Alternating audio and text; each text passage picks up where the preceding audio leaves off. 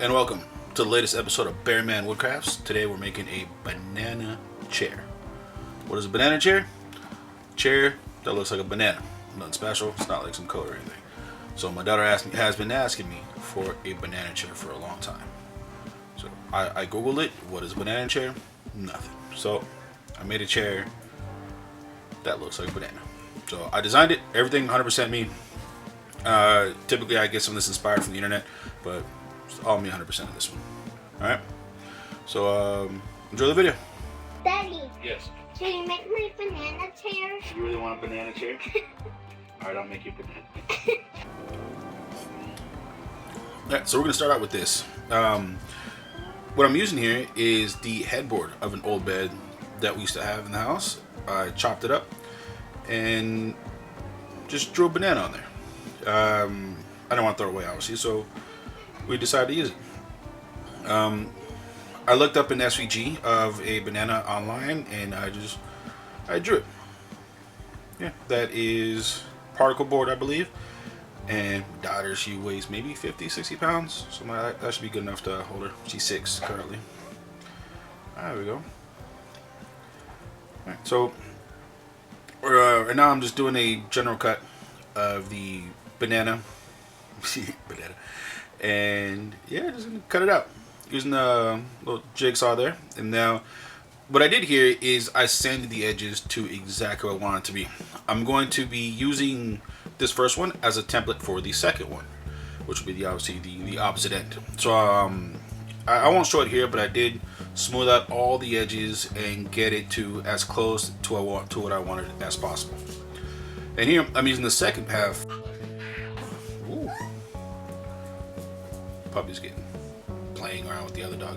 So I'm just tracing one banana on top of the other half of the headboard so that I can use a the edge router bit, and they both end up the same size and shape. You can see I did do a rough cut on with a scroll saw on the second piece also, and I left just a little bit so that the router can take off the remaining amount. That way they're both perfect and identical. It's cold out here. There you go. At the end of this, we'll have two matching pieces. One left, one right. They both need to be identical. There you go. You can see that the edges match up perfectly. Tip top. Oh, here we go. So I didn't have plans for this, obviously. In order to get the seat position for the chair, I looked up a guide online, and it had many different reclining positions. I went with a 22.5-degree angle for the recline. That was just one that I felt was nice and comfortable. Right?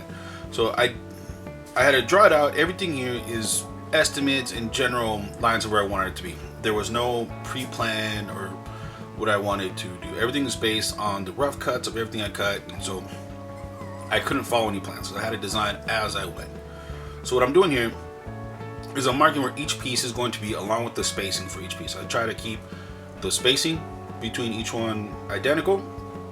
You'll see in the very front the L-shaped line. That is so that the front piece reclines downwards, so it's not pinching on her leg or anything. Same thing in where like the corner where the butt and the back. The back supports are also recycled wood, which would be from another piece of a bed or just some wood I had lying around here. I think it was the backboard to an old bed that I had here. I don't know what kind of wood it was, but it was the side, the back supports are for the back.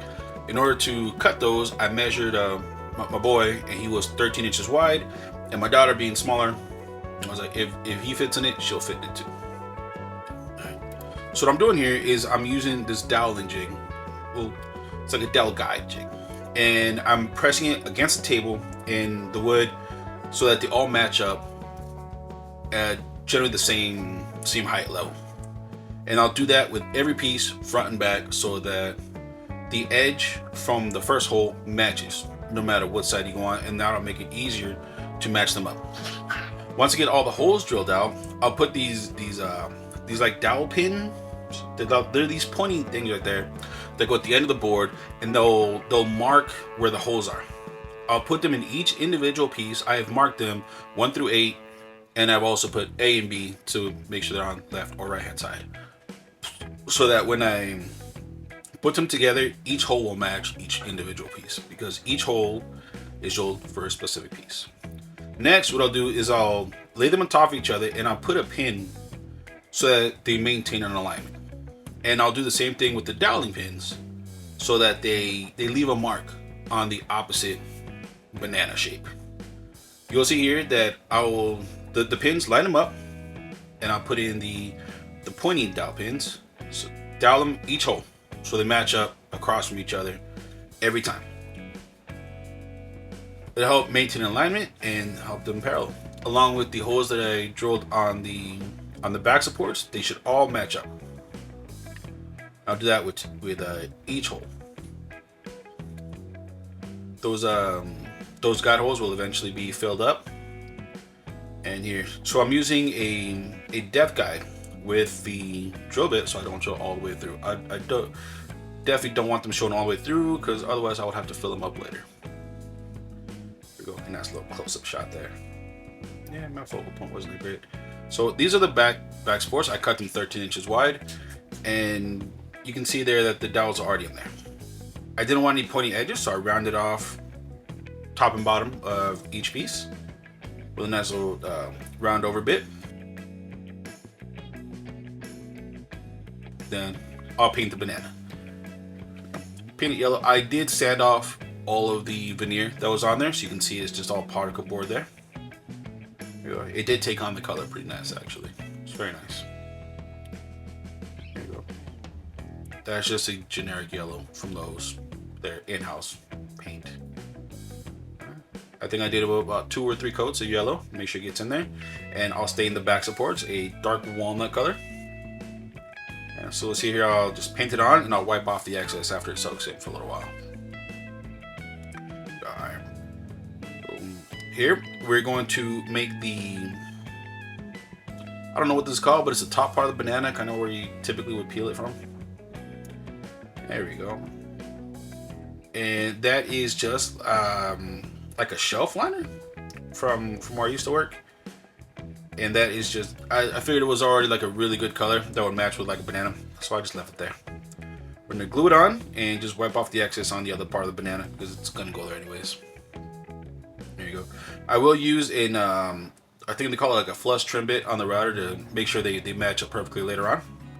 Then we'll just clamp it on, and oh, that's really out of focus. So right here, we'll just glue in all the holes, and we'll start attaching the backrest. There you go. So one at a time, we'll just stick them in there. They're labeled 1 through 8, A and B, so I know which one goes exactly where. So you might be wondering, it's painted yellow, how do you know? Well, where they are right now, the backrests, they were already marked in their specific position and which orientation they would go in. That way later on I would remember. Also, I did not stain the back, so the back has it written down there too.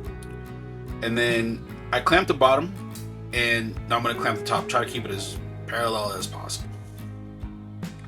I used all my biggest clamps just so I can get the most amount of clamping pressure. I left it on there for several hours, and once I felt it was good, I attached the legs. So those feet are from an old chair we had in the backyard before I broke it and tossed it out. And all I did was put a plank across from the back, and I drilled a hole the same diameter as the screw holes of the legs, put them in. I tried to keep I think maybe about 1/4 of an inch from the edge on the inside so that they don't touch. And I asked my daughter to sit on it so I know what angle to go on and position the chair legs. So right here you'll see that I flip it inside out to make it a little bit higher. Well, not higher, to adjust the angle of the chair. Those are just 4 legs from an old chair I had. Here we go. Now we'll glue the dowels in just so it can stop moving. There we go. They were temporarily in there. We'll just dry in there. Once it's on there, I'll grab my brad nailer and then just nail them in so they can stop moving. Once again, my daughter is very light. Not too worried about this. And there she is. No, you can't see my daughter. Just puppy face. And there she is. She was really happy about it. She's been asking for this chair for a long time. And there you go. Once it's complete. Here you go. This is mainly a finished product. I did do some finishing sanding, and I did plug up the dowel holes on the edge. I made it look a little bit nicer, but I didn't film that. And here you go. Alright, so once again, thanks for watching. This is a banana chair for my daughter that she requested. Thanks for watching. More coming soon. I'm out.